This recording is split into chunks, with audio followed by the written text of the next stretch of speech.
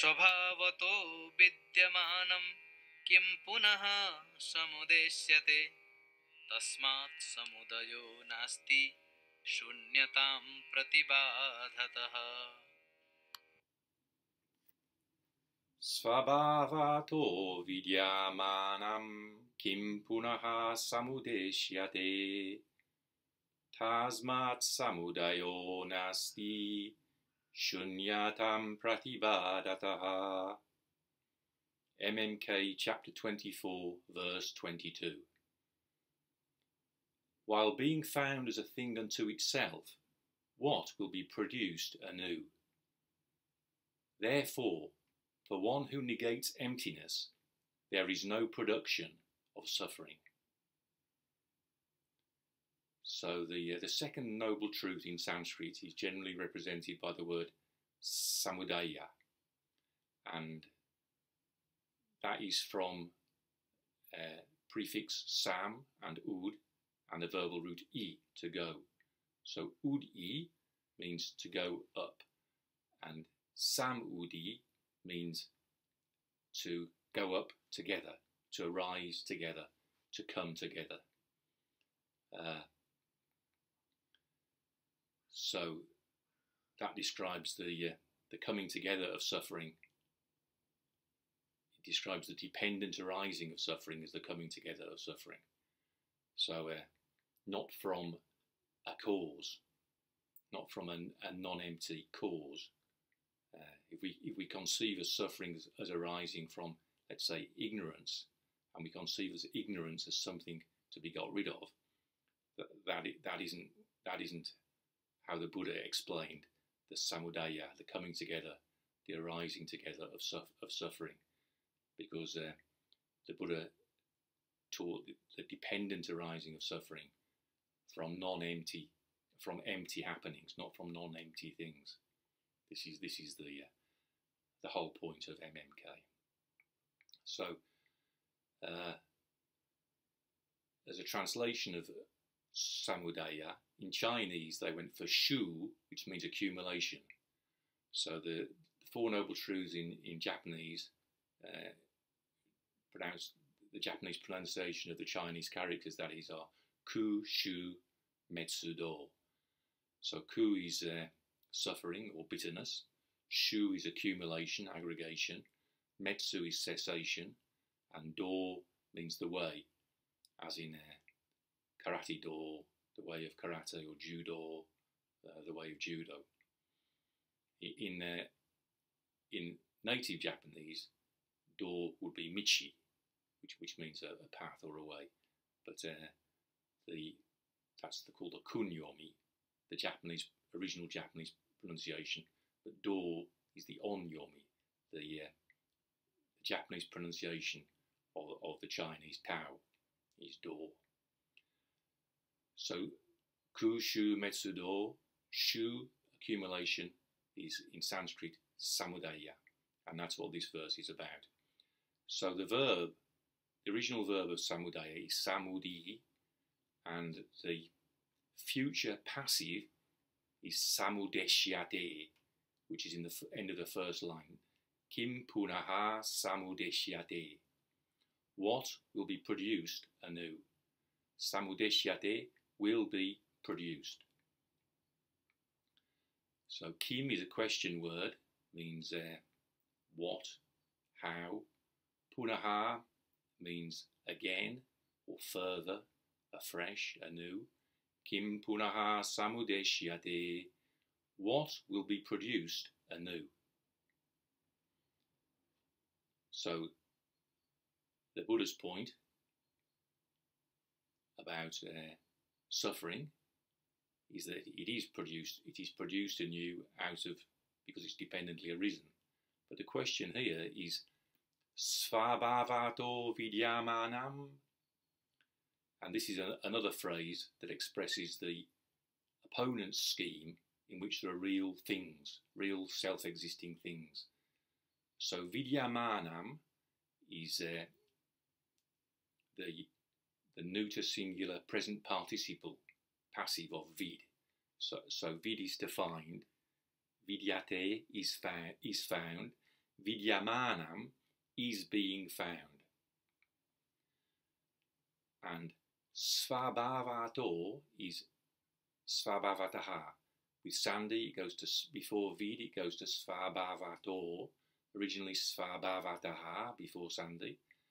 And so that's svabhāva, self-existence, with taḥ, the ablative suffix. So the ablative or adverbial suffix ta. So svabhāvataḥ means from self-existence. But here it's like an adverb. So I've translated as a thing unto itself. Found, so svabhāvato vid, to find as a thing. So translating taḥ as a thing unto itself, as a self-existing thing, or as self-existence. Svabhāvato vidyamānaṃ, being found as a thing unto itself, being found as a self-existing thing. So we've got many phrases in this little section expressing the opponent's scheme of in which there are self-existing things. In the previous verse we had svabhāvato. Here we've got svabhāvato vidyamānaṃ. In the next verse we have svabhāvena, which is the instrumental of svabhāva, and that means with self-existence, in the presence of self-existence. Then in verse 24 again we have svabhāvato, which is, as in the previous verse, where self-existence prevails. So he's expressing the same thing always, in many, coming at it from many different descriptions. Svabhāvato vidyamānaṃ kim punaḥ samudeṣyate. While being found as a thing unto itself, what will be produced anew? Tasmāt samudayo nāsti, śūnyatāṃ pratibādhataḥ. Third para, tasmāt, therefore.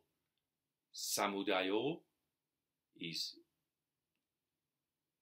nominative masculine singular of samudaya, accumulation or production, or sometimes it's translated in the Sanskrit dictionary, for example, it's given as producing cause, as the second noble truth, the producing cause of suffering. And I originally went with that because it explains it clearly. You know, producing cause sounds like the second noble truth. But the danger with that is it invites the understanding that there is a producing cause. And that's precisely the understanding that Nagarjuna is taking pains to negate. Because suffering is produced causally, but there is no producing cause of suffering. There is no non-empty producing cause of suffering. So the translator is always in danger of being the enemy of the truth. And just until very recently, I translated samudayo in this verse as producing cause, and then I realised it would be misleading. So tasmāt samudayo nāsti, there is no production, and I've added in square brackets of suffering, because this is the second noble truth he's discussing. So of suffering is understood. So samudaya, nominative singular samudayaha, with sandhi before na, samudayo. Nāsti, there is not. Tasmāt samudayo nāsti, therefore there is no production of suffering. So the whole point of the Buddha's teaching is, yes, there is production of suffering. That's the second noble truth. But that production of suffering is through dependent arising. And so the fourth pada says, śūnyatāṃ pratibādhataḥ.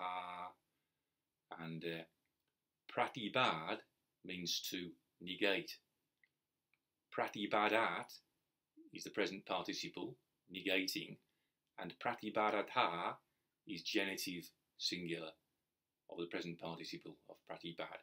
So it means of one, of negating, of one who negates, of one who is negating, or for one who is negating. And the objective negate is śūnyatāṃ, feminine singular accusative of śūnyatāṃ, emptiness. So śūnyatāṃ pratibādhataḥ, for one who negates emptiness, there is no production. So the point is that if suffering is a non-empty thing, it can't be produced anew. Its presence is there eternally, and its absence is there eternally. Therefore, for one who negates emptiness, there is no second noble truth. There is no production of suffering.